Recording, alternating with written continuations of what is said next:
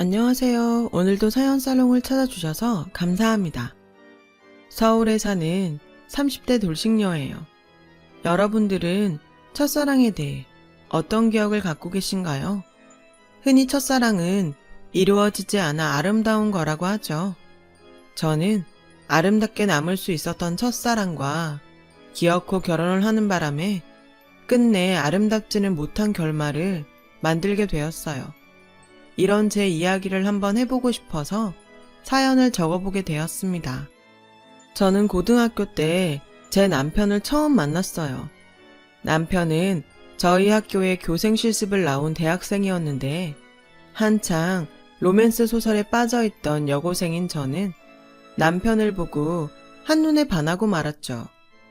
그리고 무슨 운명의 장난인지 저는 남편을 저희 집 동네에서 조금 떨어진 한 주택가에서 보게 되었고 그곳이 남편이 부모님과 함께 사는 집이라는 것을 알게 되었어요.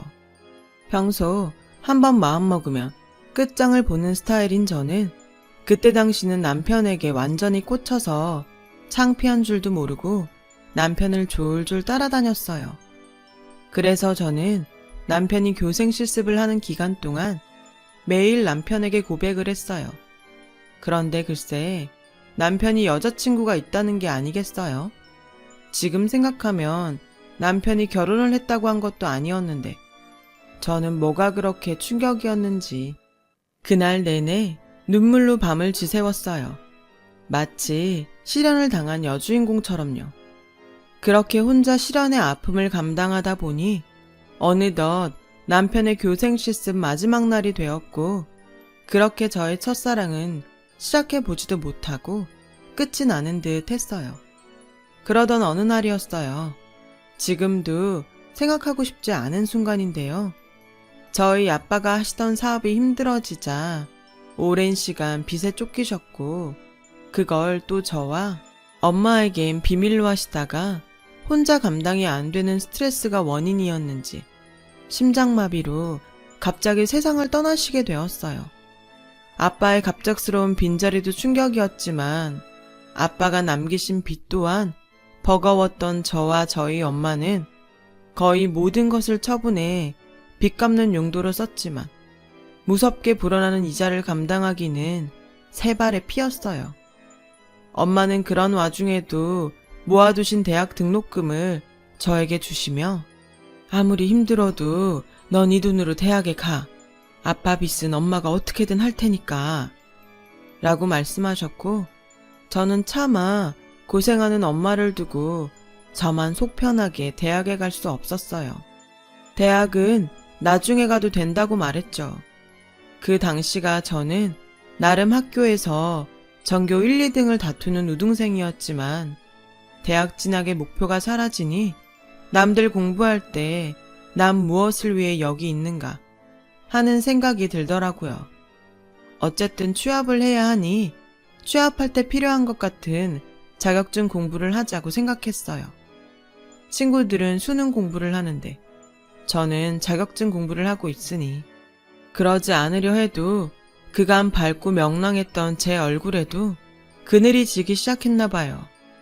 저를 옆에서 보고 안타까운 담임선생님은 그런 저에게 굳이 힘들게 야간 자율학습을 하지 않아도 된다고 하셨어요. 친구들은 야간 자율학습을 하지 않는 저를 부럽다고 했지만 저는 남아서 공부하는 친구들을 부러워하며 그날부터 이른 학교를 하기 시작했는데 그러던 어느 날 야간 자율학습을 하지 않고 집에 가는 중 동네에서 우연히 남편을 보게 되었어요. 남편은 오랜만에 저를 보니 반가웠는지 이렇게 장난을 치며 말을 걸어왔어요. 채원이? 오랜만이다. 근데 이 시간이면 너 학교에서 야자할 시간 아니야? 요놈 땡땡이 쳤구나. 저는 장난으로 반가움을 대신하는 남편에게 어린 마음에 남편 앞에서 참았던 울음을 터뜨렸고 지금 생각해도 황당하게 남편에게 이렇게 말했어요. 땡땡이 친 거 아니에요. 저도 야자하고 싶어요. 저도 대학 가고 싶단 말이에요. 엄마 앞에서 꾹 참고 친구들 앞에서 꾹 참았던 눈물이 왜 하필 그 순간 아무것도 모르는 남편 앞에서 터졌는지, 교복 입은 여학생이 남자 앞에서 서럽게 울자 주변 사람들은 우리 둘을 이상하게 쳐다봤어요. 남편은 이러지도 저러지도 못하며 저를 달래느라 진땀을 빼야 했죠. 제 기억에 저는 그때 한참을 울었는데 영문을 모르는 남편은 그 한참 동안 어쩌지도 못했어요. 제가 조금 진정이 되자 자기도 덩달아 안도하는 듯 보였어요. 다 울었어? 무슨 애가 그렇게 지치게 우냐? 우느라고 고생했으니까 우리 떡볶이 먹으러 갈래? 남편은 저에게 환하게 웃으며 그렇게 말해줬어요. 그 웃는 얼굴에 저는 오랜만에 어둠 속에서 빛을 본 듯 했고, 그 빛은 점차 제 얼굴의 그늘을 조금씩 걷어내 주었어요. 떡볶이를 먹으며 제 이야기를 모두 들은 남편은 갑자기 손을 번쩍 들어 제 머리를 쓰다듬어 주더라고요. 우리 채원이 기특하네. 니 등 쓰면 학교는 어떻게든 다닐 수 있을 텐데. 엄마가 힘들까봐 포기하는 거구나. 착하다. 저는 느닷없는 남편의 칭찬과 위로에 다시 눈가가 촉촉해졌고, 남편은 제가 다시 울까봐 얼른 단무지 하나를 제 입에 쏙 넣어줬어요. 제발 울지 마. 누가 보면 내가 너 울린 줄 알겠다. 그리고 너 그렇게 계속 울면 눈 퉁퉁 부어. 그렇게 남편은 그 순간 참 고맙게도 겨우겨우 버티다 무너져 내린 저를 기꺼이 잡아주었죠.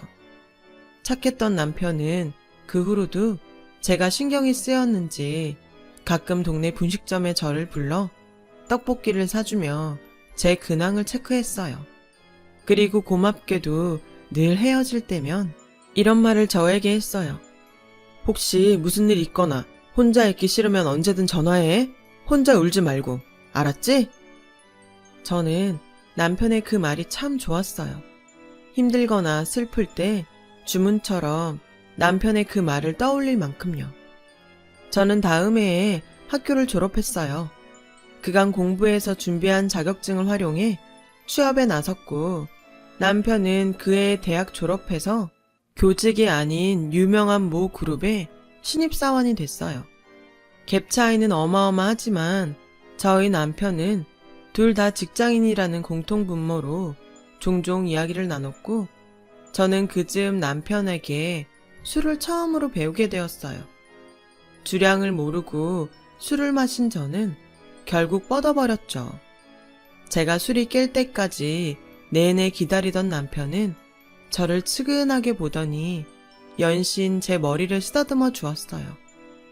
그 느낌이 어찌나 좋은지 잠이 솔솔 오려는 그 찰나에 남편은 술김인지 뭐였는지 술에 취한 저에게 나중에 오빠한테 시집와. 오빠가 너 평생 울지 않게 해줄게. 라고 취중 고백을 했고, 저는 정말 거짓말처럼 술이 확 깨서 눈이 번쩍 떠졌어요. 사실 저는 남편에 대한 마음을 접지 못하고 있었거든요. 예전처럼 무작정 들이댈 수 없어서 말하지 못했을 뿐이었죠. 저는 초롱초롱한 눈으로 남편을 쳐다봤어요. 그러자 남편은 크게 당황하며 저에게 취한 척한 거 아니냐고 소란을 떨었고, 그렇게 저희는 사제지간에서 연인 사이가 되었어요. 하지만 첫사랑과 사귄다는 기쁨도 잠시, 남편의 집에선 저희가 만난다는 것을 아시고 반대를 하셨고, 이유는 제가 고졸이기 때문이었어요. 남편은 신경 쓸 거 없다고 했지만 어떻게 신경이 안 쓰이겠어요. 저는 그때부터 결심했어요. 꼭 대학은 졸업하겠다고요. 그것도 이왕이면 아주 좋은 대학을요. 저희는 그렇게 남편의 부모님의 반대를 무릅쓰고 2년의 연애 끝에 결혼하게 되었어요. 고졸인 제가 결혼을 허락받게 된 이유는 부끄럽지만 저희 사이에 아이가 생겼기 때문이었어요. 심하게 반대하시던 시어머니는 제가 임신했다는 사실을 남편에게 듣고 어쩔 수 없이 저를 받아주셨어요. 그리고 그 후로 저는 너무 사랑하는 남편과 아이를 얻은 대가로 치열한 시집살이를 살아야 했죠. 저는 빨리 돈을 모아 분가하겠다는 일념 하나로 그 모진 시집살이를 버텼어요. 하지만 아무리 정신무장을 해도 정말 죽을 맛이더라고요. 그런 저의 시집살이의 절정은 남편의 형이 결혼할 여자를 데려온 순간부터였어요. 원래부터 조건을 많이 따지는 시어머니는 아주버님이 데리고 온 대학 교수라는 여자를 보자 좋아서 어쩔 줄 몰라 하셨고 저에게 들으라는 듯 이렇게 말씀하시더라고요. 어머, 내가 전생에 나라를 구했나? 우리 집에 이렇게 대학 교수님이 며느리로 들어오다니? 그래, 부모님은 뭐 하시나? 아버지는 변호사시고 어머니는 피부과 의사세요. 어머. 그날 저희 시어머니는 연신 붕어처럼 어머를 연발하셨어요. 그리고 마치 저를 가정부 부리듯 예비 형님 앞에서 얘, 너 얼른 저녁 차려라. 냉장고에 한우 등심 사놓은 거 있지? 그거 얼른 구워서 우리 교수님 며느리 앞에 갖다 줘라. 라며 말했고 시어머니의 그 온도차에 저도 사람인지라 서러워 눈물이 나려고 했어요. 그리고 상견례를 시작으로 시아주버님의 결혼은 일사천리로 진행되었고 2달 만에 결혼식을 올리게 되었죠. 저희 시어머니는 결혼식 때 교수님 며느리를 보여준 뒤 연신 지인들에게 축하 인사와 자랑을 하시느라 하루 종일 전화기를 붙들고 사시는데 어느 날 시어머니의 말이 부엌에 있는 제 귀에 꽂히는 일이 있었어요. 그래, 내가 우리 선우 결혼시킬 때 얼마나 속이 뒤집혔니? 내가 이번 명호 결혼식 때 그때 그것까지 다 보상받은 기분이야. 아휴, 첫째 며느리가 교수인데 둘째 며느리가 고졸이라니? 내가 자랑을 막 하더라도 쟤 때문에 김이 샌다니까. 내 아들이 어디 모자라면 그것도 그거대로 포기하는데 기껏 잘 키워서 대기업 보내놨더니 엉뚱한데 좋은 일만 했잖아. 처가라도 좀 있는 집이면 좋은데. 에휴, 그 얘기는 그만하자. 괜히 좋았던 기분만 상한다. 저는 시어머니의 말을 고스란히 다 듣고 서럽고 속상한 마음에 참는 것도 바보 같아 고무장갑을 탕탕 치며 누가 봐도 신경질이 난 사람처럼 주방을 나왔어요. 얘, 너 지금 내 앞에서 성질 부리니? 네, 어머니도 제 앞에서 제 흉 보셨잖아요. 뭐? 얘 시애미한테 말하는 것 좀 봐. 어머니, 진짜 해도 너무하세요. 그렇게 싫으시면 끝까지 결혼 반대하시지. 왜 이제와 계속 사람 인신공격하세요? 어머, 그럼 네가 임신했다고 내 아들 발목을 탁 잡는데 내가 어쩌니? 이렇게 사람 무시하실 거면 제가 임신을 했건 말건 차라리 고졸 며느리는 절대 싫다고 하시죠. 제가 일 계속하고 싶다고 해도 고졸 출신 월급이 얼마나 되냐며 차라리 집에 들어와 애 키우라고 하셨죠? 제 사정 뻔히 다 아시면서 고졸 정말 너무하세요. 나중에 저희 은찬이가 다 알면 할머니를 어떻게 생각하겠어요? 거기서 왜 우리 귀한 손주 이름이 나와? 그 귀한 손주 제가 낳았다고요. 그러니 제발 저 예뻐해달라고 안 할 테니까 상처 주지 마세요. 저거 상처받았다면서 되레 큰 소리만 잘 치네. 저는 그 일이 있고 더욱 시어머니와 사이가 나빠졌고 시어머니의 며느리 차별은 점점 그 도가 지나쳐갔어요. 큰애야, 괜찮다. 여기는 신경 쓰지 말고 재밌게 놀다 와라.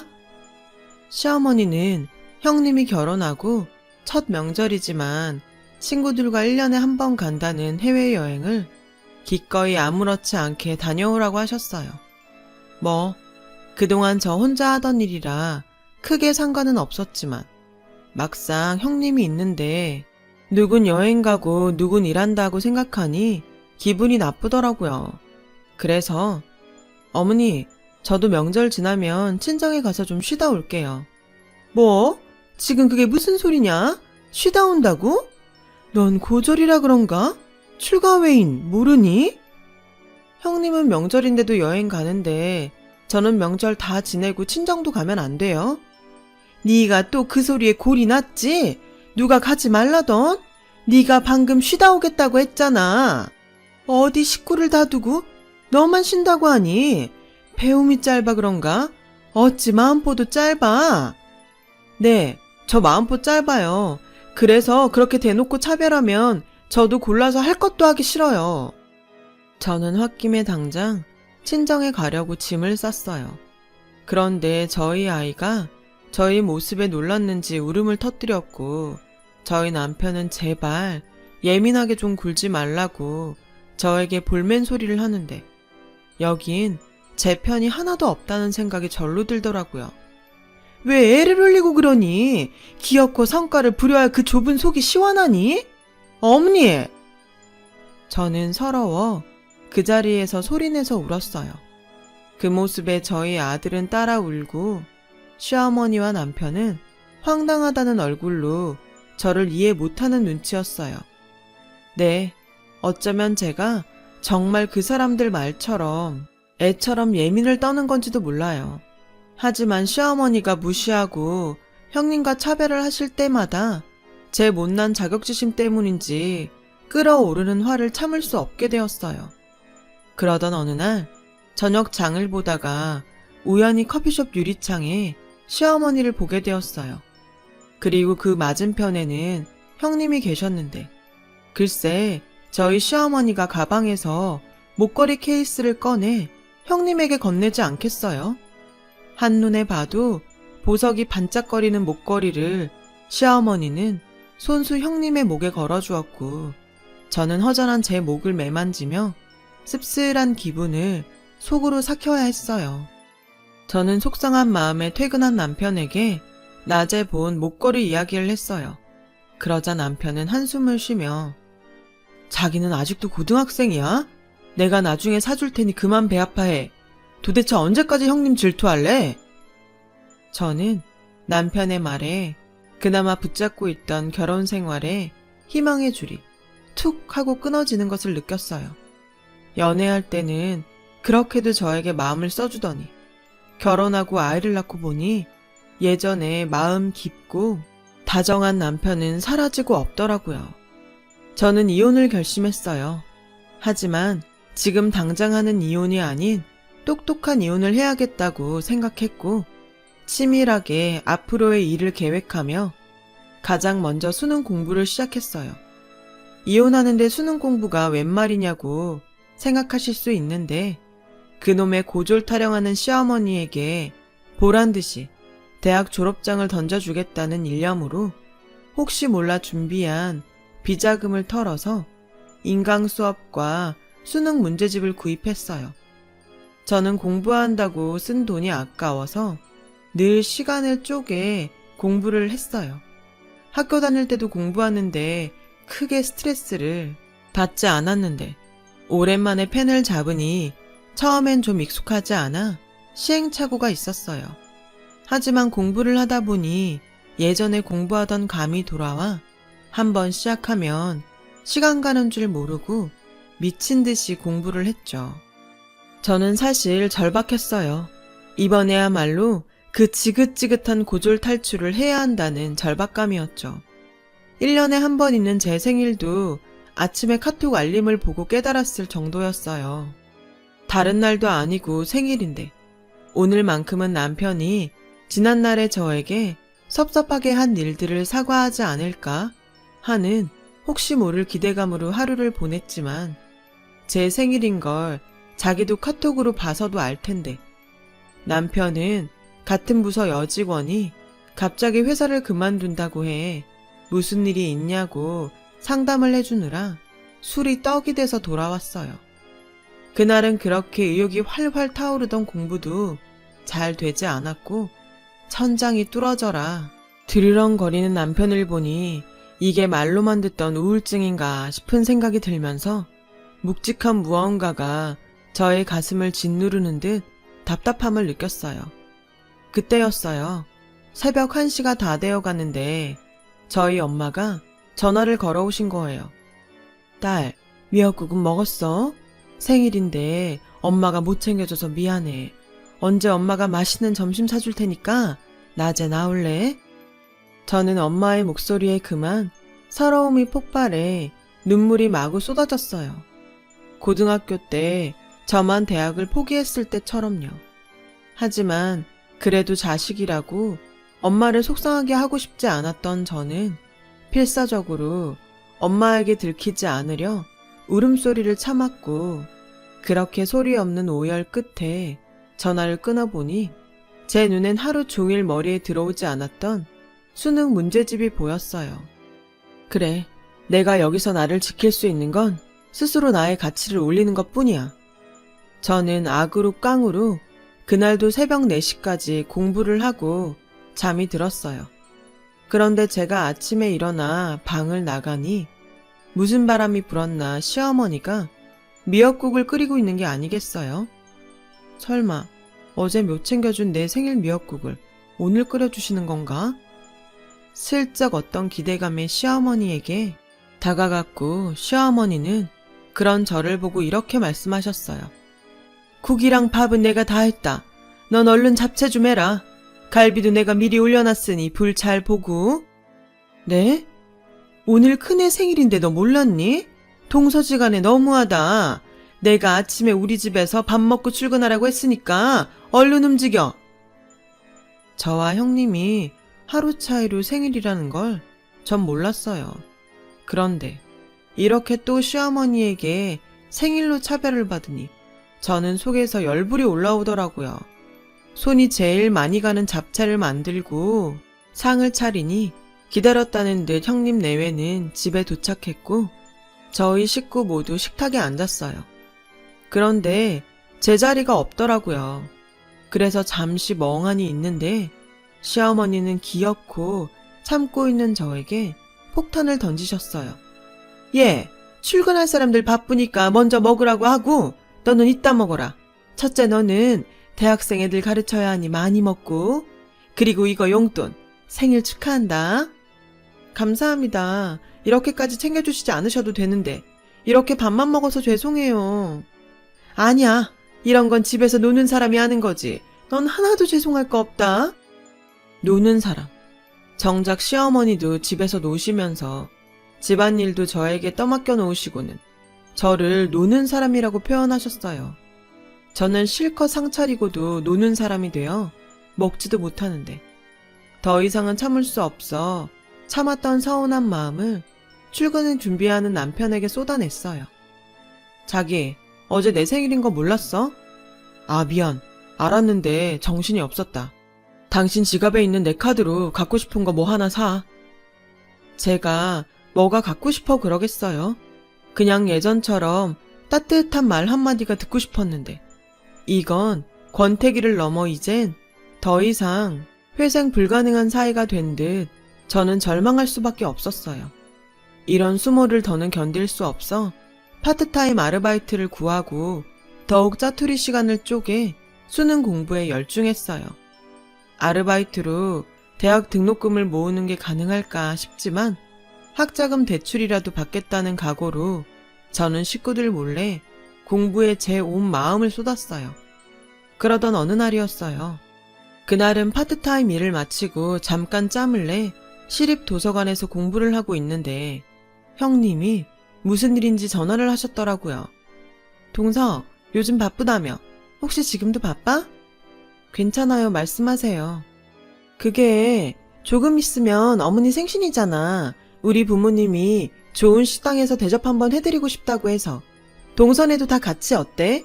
괜찮지? 아, 저희까지 안 챙기셔도 되는데. 아니야, 동서가 어머니 모시고 있어서 내가 얼마나 편한데. 우리 부모님도 동서한테 너무 고맙대. 그래서 겸사겸사 감사 표시하려는 거니까 부담 갖지 말고 와. 알았지?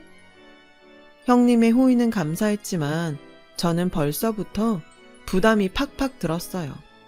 그리고 그 자리에서 또 시어머니가 어떤 말을 해서 저에게 상처를 주실까 무섭기까지 했고요. 하지만 차마 싫다고 할 수 없어 알겠다고 했고, 그렇게 시어머니의 생신날이 되었어요. 어머니를 모시고 저희 부부가 도착한 곳은 꽤 넓은 레스토랑이었어요. 딱 봐도 비싸 보이는 그런 가게였죠. 저희는 직원이 안내해주는 방으로 갔고, 그곳에는 이미 먼저 온 형님 내외와 결혼식 때 한 번 본 형님의 부모님이 앉아 계셨어요. 어서 오세요, 사돈. 어머, 이런 좋은 곳에 저희 식구들 모두를 초대해 주시다니 몸둘 바를 모르겠네요. 생신이신데 이 정도는 해드려야죠. 그리고 저희 딸이 동서복이 있어서 편하게 지낸다고 하니 친정 엄마로서 죄송하기도 하고요. 어머, 죄송은요. 저희 둘째가 워낙 살림을 잘해요. 손도 빠르고. 우리 첫째 며느리는 교수님인데 연구하고 자기 일도 해야죠. 다 괜찮습니다.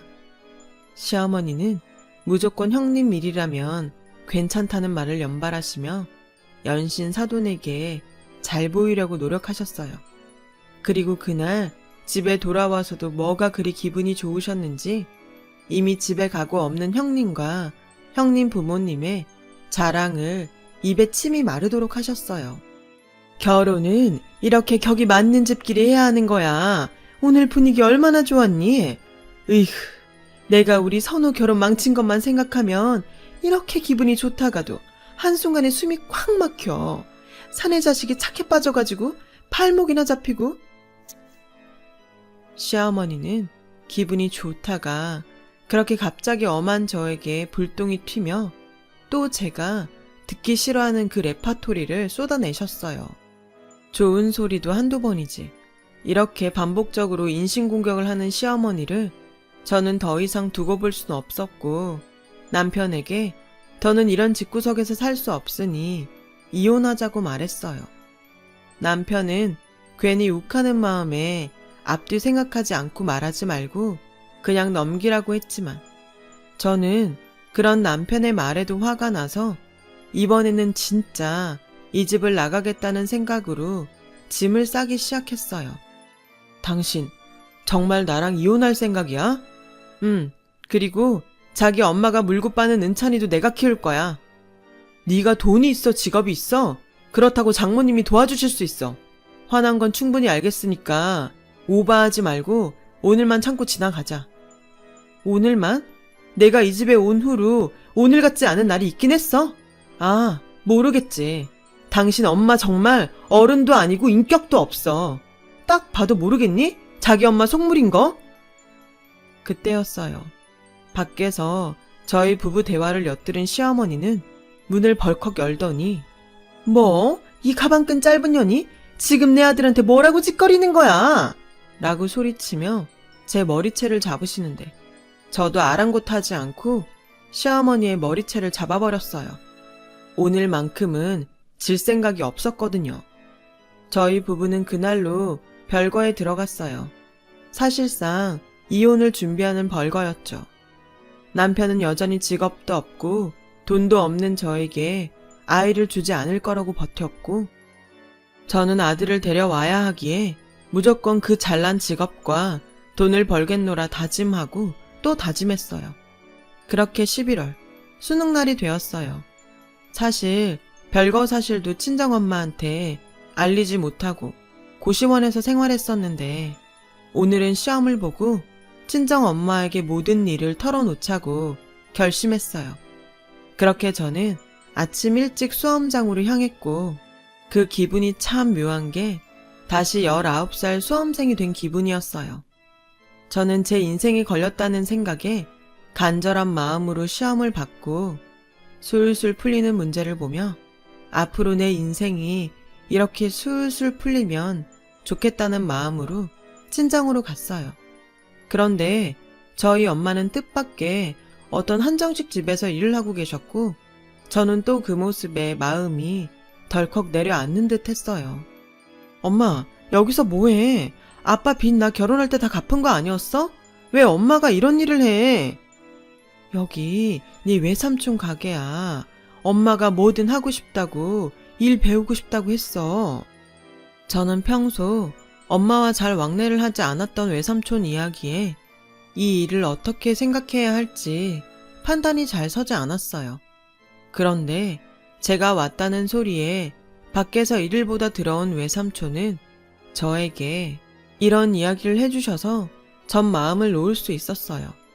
내가 네 아버지 돌아가실 때 여기 식당을 시작해서 정신이 없어서 너랑 네 엄마를 못 챙겼다. 내내 그게 마음에 걸렸어. 근데 마침 네 엄마가 일하고 배우고 싶다고 해서 내가 여기 와서 일 배우라고 했다. 월급도 주고 일도 가르쳐주고 있으니 너 오해는 하지 말고. 여기서 일 잘 배우면 내가 목 좋은데 분점도 내줄 거야. 그땐 너도 네 엄마도 도우면서 남들 버는 것처럼 벌고 살아. 저는 외삼촌의 말에 가슴이 저려왔어요. 아빠가 돌아가시고 세상엔 엄마와 저, 단 둘뿐이라고 생각했는데 삼촌의 말을 들으니 그때의 기억이 떠올랐거든요. 저는 엄마와 삼촌에게 오늘 수능을 보고 왔고 대학에 합격하면 학자금 대출을 받더라도 대학에 다닐 생각이라는 것을 말하고 가장 중요한 남편과 별거 중으로 이혼을 할 생각이라고 말했어요. 그간 아무것도 몰랐던 저희 엄마는 제가 쏟아내는 말들에 뒤로 넘어갈 듯 깜짝 놀라셨죠. 그 와중에도 외손주가 마음에 걸리셨는지 저에게 이렇게 말씀하셨어요. 은찬이는 어쩌려고. 그러지 말고 다시 잘 풀고 살아봐. 우리 이서방 같은 사람 없잖아. 너 그때 첫사랑이라고 엄청 좋아하지 않았어? 그때는 그 사람이 첫사랑이자 구세주 같았어. 근데 막상 결혼하고 시댁에 들어가 사니까 거긴 지옥이었어. 저는 떨어지지 않는 입을 달싹이며 그간 고졸이라고 무시당하고 교수인 형님과 비교당하며 힘들게 살았다는 이야기를 했어요. 그러자 저희 삼촌은 단단히 화가 나서 당장이라도 그 집에 쳐들어가 시어머니와 남편을 가만두지 않겠다고 성화를 부리셨어요. 저는 흥분한 삼촌을 말리며 꼭 성공해서 그들에게 복수할 거라고 말했고 삼촌은 그런 저의 복수에 기꺼이 힘이 되어주겠다고 약속하셨어요. 너 대학 등록금 걱정하지 마. 대출 받을 것도 없고 삼촌이 너 대학 다니는 동안 등록금 전부 다 내줄게. 넌 공부만 하고 네 엄마나 도와. 그래서 당당히 살아라. 애도 데리고 오고. 그날 이후 저는 다시 엄마와 생활을 하기 시작했어요. 그리고 그간의 노력으로 저는 우리나라에서 가장 좋다는 S대 경영학과에 입학했고 외삼촌의 든든한 지원으로 대학 공부를 원 없이 하게 되었어요. 엄마는 1년 정도 외삼촌의 가게에서 일을 배우셨고 드디어 분점 주인이 되셨는데 엄마는 가게 운영이 처음이라 자신이 없다고 하셨지만 제가 공부하는 학과가 경영학과라 그런지 저는 가게 운영이 참 재미있었어요. 처음엔 그저 입소문으로 조금씩 잘 되어가던 가게는 대학 졸업 후 저의 본격적인 마케팅으로 손님이 물밀듯 몰려오기 시작했고 개업한 지 3년 만에 연매출 50억이라는 쾌거를 이루게 되었어요. 저는 가게 운영이 재미있고 저희 엄마는 사람 상대하는 서비스가 좋으니 그야말로 저희 모녀는 환상의 콤비가 따로 없었죠. 저희 모녀의 시너지 효과로 가게는 승승장구하게 되었고 고급스럽고 유명한 한정식 집으로 자리를 잡게 되었어요. 그리고 이윽고 벼르고 벼르던 그날이 되었어요. 남편이 그렇게 노래하던 직업과 돈이 생긴 전 미뤄뒀던 이혼을 하기 위해 4년 만에 남편에게 연락을 했고 곧 있으면 시어머니 생신이니 4년 전 그때처럼 형님 내외와 모두 함께 가게로 오라고 초대를 했어요. 그 가게 주인이 저희 엄마인지는 까맣게 모른 채 시어머니는 고개를 빳빳이 들고 가게로 오셨고 가게를 한번 빙 둘러보는데 어머니 여기 요즘 하도 유명해서 예약 안 하면 올 수도 없는 곳이에요. 메뉴들도 다 고급지고 비싼데 아는 교수님이 그러시는데 여기 매출이 50억이 넘는다는 거 있죠. 아무래도 동서가 어머님이랑 서방님한테 용서받으려고 큰맘 먹었나 봐요. 그래 하기사 출가 외인이 4년이나 나가 살았으면 소박감이긴 하지. 그래 이참에 극이나 팍 꺾어서 찍소리도 못하게 들어 앉혀야겠다. 형님과 시어머니는 그렇게 가게를 두리번거리며 직원의 안내에 객실로 들어왔고 시어머니는 먼저 자리에 앉아있던 저를 향해 콧방귀를 끼며 비웃음을 날리더라고요. 네가 버텨봤자 얼마나 버틸까 내 궁금했다. 그래도 자존심은 있다고? 용케 몇 년은 버텼구나. 그래, 이젠 네 분수를 알았니? 앞으로 내 집에서 찍소리하지 말고 조용히 찌그러져서 살아. 알겠어? 어머니는 참 여전하시네요. 이렇게 오랜만에 뵙는 건데도 참 같이 있기 힘드네요. 어머, 얘 말하는 것 좀 봐. 너 아직도 떠들 염치가 있니? 역시 무식한 애들은 앞뒤 분간이 없어. 저는 그 순간 준비해둔 저의 졸업 증명서를 시어머니 앞에 턱 던졌고, 시어머니는 이건 또 뭔 수작인가 싶어 안의 내용을 확인하는데, 그 순간 시어머니의 동공이 제 눈에도 보일 만큼 불안하게 흔들렸어요. 보이시죠? 거기 학교랑 제 이름. 저 이제 고졸 아니에요, 어머니.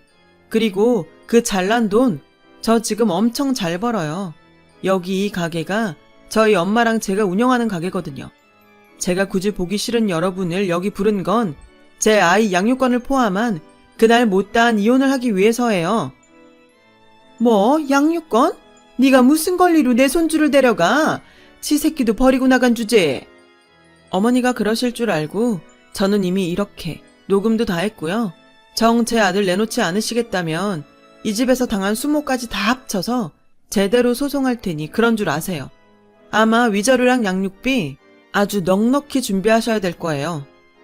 뭐?